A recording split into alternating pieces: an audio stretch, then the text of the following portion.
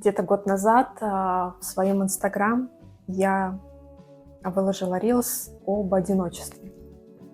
И тогда одна из подписчиц оставила мне комментарий о том, что, наверное, не знает никого другого, кто умел бы наслаждаться одиночеством так, как я. Я действительно, наверное, наслаждаюсь этим состоянием. И я не задумывалась о том, как произошел переход, когда произошел переход из точки, ам, где оно меня пугало, в точку, где я начала им наслаждаться. И у меня возникла мысль попробовать поисследовать это, поискать это в картинах Эдварда Хоппера, потому что это тот художник, который очень часто ассоциируется именно с темой одиночества. Его картины как будто бы пронизаны этой темой. И мне показалось, что будет здорово именно поискать ответы там. Сразу скажу, что это не какой-то искусствоведческий анализ картин. Здесь не будет каких-то фактов о ней. Здесь мы не будем разбирать, как картина написана, не будет никаких биографических данных художника. Здесь будет просто мой диалог с картинами, в которых я буду искать свои собственные смыслы. Может быть, где-то они будут перекликаться с тем, что многие знают об этих картинах, да, те, кто что-то знает. Но я не иду в какие-то академические трактовки картин. Мне важно то, как я их проживаю, то, что я в них сама вижу. И я всегда отношусь с большой благодарностью к авторам, к художникам, потому что они создают эти, как я называю, порталы смыслов, а я умею в них проходить. И это для меня всегда огромный ресурс, огромные возможности для исследования себя и для моего собственного развития.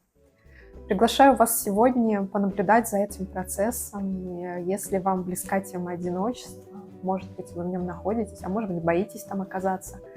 Возможно, моя история или мои размышления об этой теме каким-то образом откликнутся в вас. Давайте будем начинать. Впереди у нас 3 картины и немножко откровений.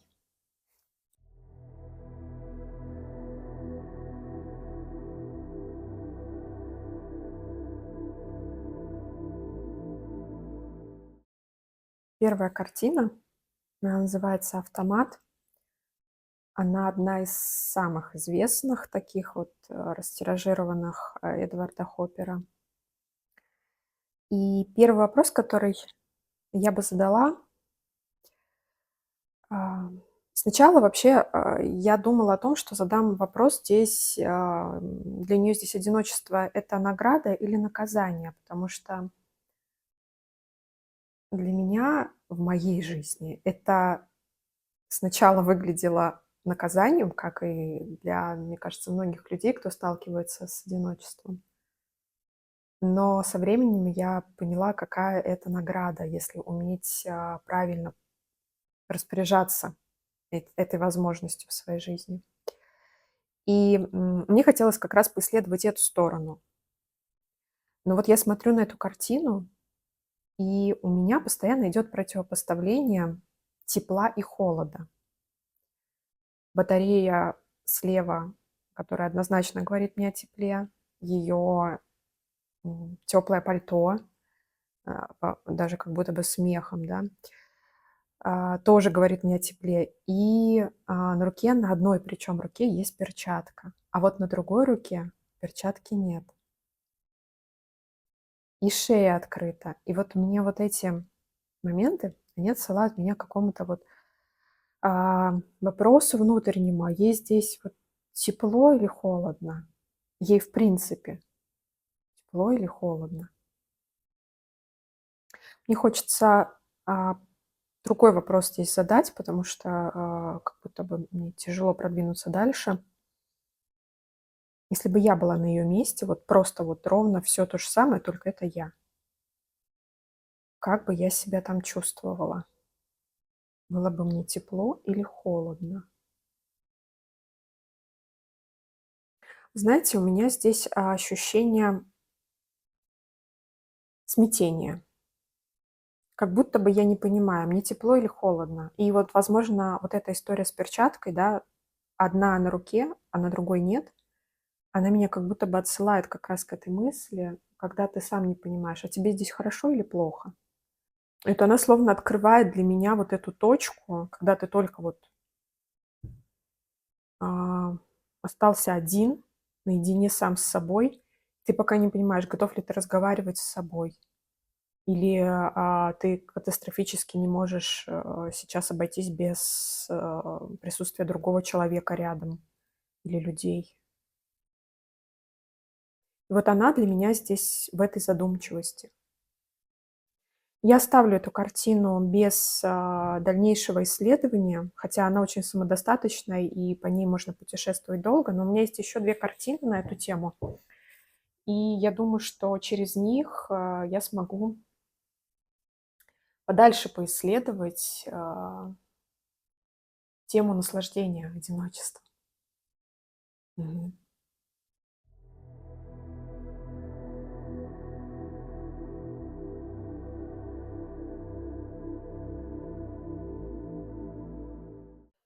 В этой картине мне хочется поисследовать такой вопрос. Во-первых, что здесь важнее, то, чем она там занята, или то, чего она не замечает?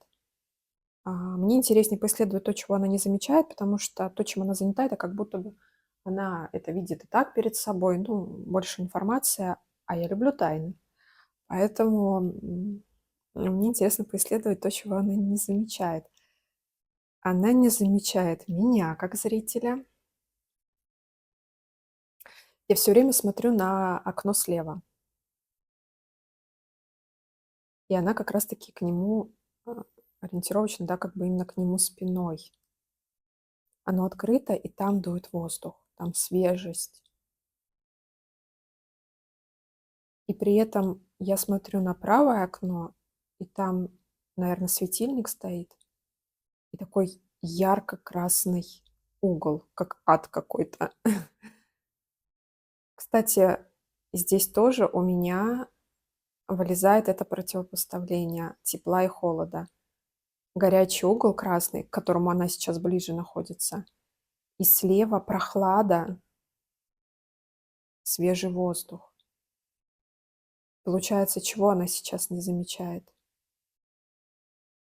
Она не замечает, что она стоит дальше от прохлады и свежести и тянется вот к этому теплу, к этому жару. Причем для меня это тепло, оно выглядит угрожающе. А вот открытое окно с воздухом, оно выглядит для меня м, более ресурсным, потому что там больше пространства, там условно больше возможностей для маневра. А вот в правом окне там как будто бы даже некуда вообще себя запихнуть. Там уже стоит свет, там очень плотные цвета, очень плотные краски. И вот мне туда, например, сейчас, мне туда не хочется совсем. Но она ближе туда. Ну, давайте немножко пройдем поглубже. И, наверное, такой вопрос я бы здесь задала. Ам, Она вот там что-то, мне кажется, поднимает с пола. Что я в тот момент могла поднимать? Я ответы всегда ищу в картине. Я не пытаюсь, вспомнить, что там было в моей жизни. Если бы я так хотела, я бы не смотрела картину, например, да. Поэтому вот просто, смотрю и говорю. Вот здесь я смотрю на батарею, которая есть на стене вот там. И что она могла там поднимать, вот она там поднимает, и какая связь с батареей. Вот у меня сразу параллель, тем более батарея такая, как будто на ней уже что-то висит. Ну нет, там ничего не висит, наверное, она просто как бы изображается так. Но вот батарея, на которой можно что-то сушить. Может быть, она сейчас вот берет там условно из там, откуда-то, не знаю, из таза, берет какое-то мокрое белье для того, чтобы повесить на эту батарею, чтобы высушить. Мгм. Знаете, что здесь у меня, какие мысли? Что поднять? Вот для меня мокрое белье — это сразу ассоциация с такой колоссальной тяжестью. И получается, она здесь видит возможность высушить белье и поднять через батарею, да, вот с помощью батареи, с помощью жара, тепла, теплая батарея, она тянется к теплой стороне комнаты. И вот соединяя сейчас в своей голове, она не замечает, что есть другие способы высушить белье, поднять. Я не знаю, ну, поднять, возможно, там свою самооценку. В тот момент я хотела поднять, потому что она у меня была очень сильно опущена. Ладно, я здесь могу сильно углубиться, а мне этого не хочется. У меня есть еще третья картина, где, скорее всего, я смогу подобраться вот к этой сути, к моменту, когда я начала наслаждаться. И если сделать такой небольшой, да, как бы подвести итог тому, что было. То есть начала история с того, что обнаружила себя в точке, ну, то есть условно история началась из точки воспоминания, когда ты понимаешь, что как раньше уже не будет, но тебя пугает то, как будет впереди. В этой картине я прохожу на шаг дальше и понимаю, окей, да, как раньше не будет, а как будет? А вдруг и пошло вот это, знаете, там как бы, да, накручивание себя мыслями, а вдруг будет вот так, а вдруг вот это. И там самые страшные сценарии, вот красное окно, да, то есть самые вот эти угрожающие такие вот вещи начинают всплывать.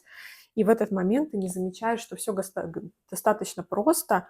Открытое окно, выйди из него. Ну, не в смысле сбросься, конечно, а имеется в виду, что открытое ты можешь выйти. Не все закрыто, ты не должен вариться вот в этом пространстве, где есть угрожающий какой-то элемент, а тебе хочется легкости, тебе хочется подняться, и ты просто как будто бы не видишь выхода, а он есть. Он всегда есть, всегда есть.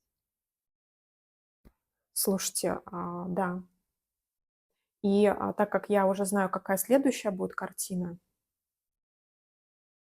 хотя я ее подбирала, вообще не задумывалась об этой связи.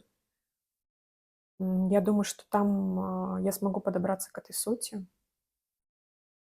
Давайте посмотрим.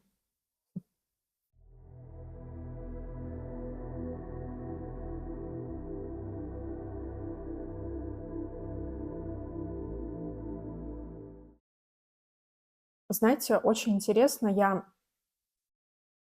так как в прошлой картине я много обращала внимание на окна, да, ну, собственно, понятно, на вот эту вот игру окно со светом, окно с прохладой, окно с воздухом, и здесь окно там с адом, да, с чем-то красным вот этим. Здесь я тоже смотрю на окна, и знаете, что я тут интересно наблюдаю? Обратите внимание, что с левой стороны окно открыто в доме, да, то есть оно вообще там нет ни занавесок, ничего, вообще полностью открыто, туда солнце так проникает, и так как оно открыто, оно проникает вовнутрь этого дома. Окно над ней, вот где она стоит на пороге, оно, там шторки чуть-чуть приоткрыты, то есть они, ну, как бы, да, уже дают возможность тоже проникать свету. А вот с правой стороны здесь окна, они как бы занавешены полностью, ну, по сравнению с левой частью, да, то есть полностью закрыто. И если я, допустим, мысленно пытаюсь переложить это на картину, которая была до этого, та часть, которая была тревожной, такой контрастной, яркой, она здесь как будто бы просто раз и закрыта. Она сливается со самим зданием, все, она закрыта, эта часть закрыта. А вот здесь открыто. Слева, да, то есть там как будто бы ничего не меняется, то есть оно так и осталось открытым. Но что здесь в этой картине уже у меня появляется, это то, что там она стояла спиной и не замечала, а здесь она вышла на порог, она вышла из дома. Хорошо, не будем цепляться за очевидные какие-то вещи, попробуем пойти опять же через вопросы, такие неочевидные. Вот она вышла на порог, она здесь чего-то ждет, или она здесь что-то отпускает? А мне хочется ответить, она и не ждет, и не отпускает. Вот у меня ощущение, что она просто вышла и увидела. Вот у меня почему-то сразу такая фраза. Просто увидела. Потому что вот этот дом, вот он вроде бы занимает много пространства, да, и на самом-то деле мы не видим вокруг дома, если там чуть подальше другие дома, если там дорога, люди, деревья. Но даже вот этот маленький участок слева от дома, который вообще там ничего нет, то есть какая-то пустырь какой-то, да, какая-то просто поле голое, формирует ощущение огромного пространства воздуха, вот лично для меня. То есть вот я понимаю, что вот вокруг этого дома так много воздуха, так много пространства. И вот здесь у меня сразу возникает ощущение, что она, если в первой картине она не замечала, что можно выйти, то здесь она не просто заметила, что можно выйти, а вышла. И в этот момент она обнаружила, что, оказывается, за пределами вот этого дома так много пространства, которое вообще не угрожающее. То есть тут нет никаких красных цветов для меня, да, там или подобных, да, каких-то вот пятен, которые бы меня настораживали или вызывали во мне какие-то такие неприятные ощущения. Здесь, наоборот, так много голубого пространства, там небо. Что в этой картине именно символизирует одиночество? Вот знаете, для меня это как будто бы два разных. То одиночество, которое угрожающее, пугающее, это вот этот дом сам по себе. А то одиночество, в котором нахожусь я, это пространство за пределами этого дома. То есть вначале, когда девушка сидела в кафе, она была внутри дома и просто обнаружила себя в этой точке.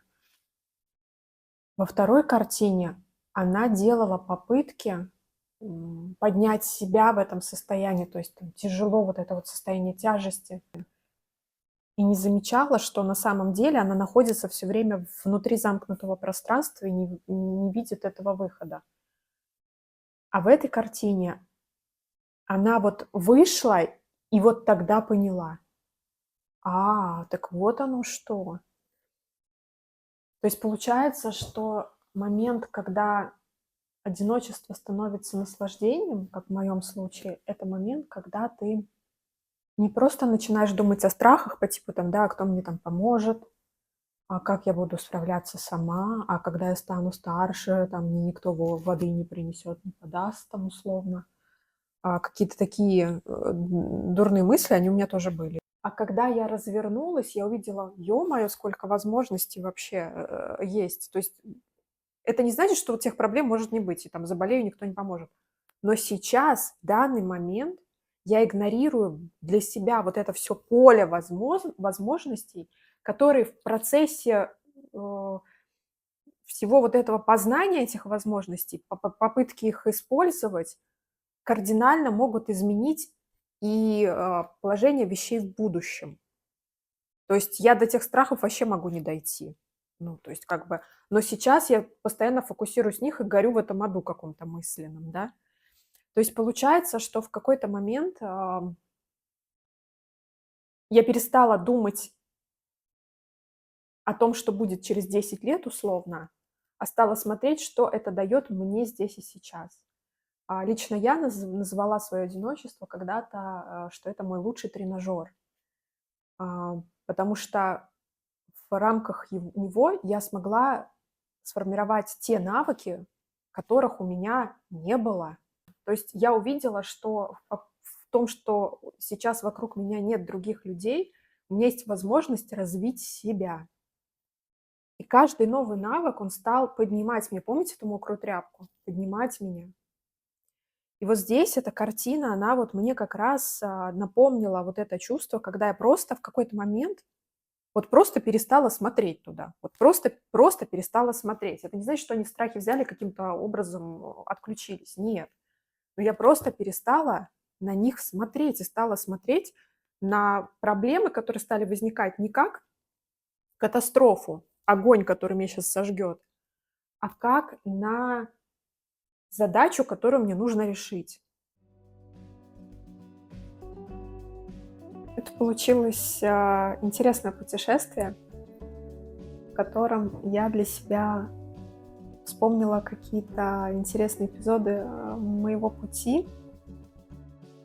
Знаете, что, наверное, самое главное я вынесла бы из всего, что я там поисследовала, это то, что в какой-то момент я увидела ценность состояния одиночества, потому что одиночество — это не обстоятельство для меня, это состояние. Одинокий человек может быть и в кругу большого количества людей. Вопрос, как ты относишься к этому состоянию? Видишь ли ты в нем угрозу или видишь ты в нем ресурс для себя? Я ухожу искать новые темы, новые порталы, чтобы вместе с вами открывать новые смыслы. Если у вас есть свой опыт или свое мнение о том, что было в этом видео, я буду рада, если вы поделитесь в комментариях. Ну а пока до новых встреч среди холстов и смыслов. Всем пока.